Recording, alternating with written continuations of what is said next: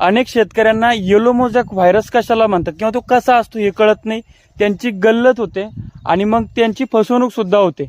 नेमकं मुळकूज आहे का त्या ठिकाणी अन्नद्रव्याची कमतरता आहे की खरंच येलो मोजॅक आहे हे तुम्हाला मी थोडक्यात सांगतो.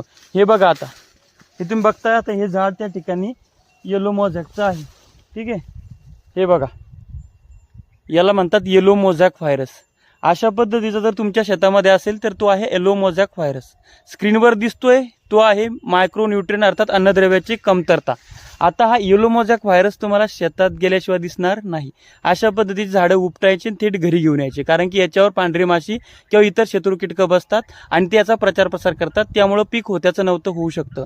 अशा पद्धतीचं झाड तुमच्या शेतामध्ये दिसल्यानंतर त्या ठिकाणी क्लोरोपायरिपास किंवा प्रोपेनोसायपर किंवा पांढरी माशी कंट्रोल करायचं औषध त्या ठिकाणी फवारणं तुम्हाला गरजेचं असतं. त्यामुळं आता तुम्हाला समजलं असेल येलो मोजॅक व्हायरस कशाला म्हणतात.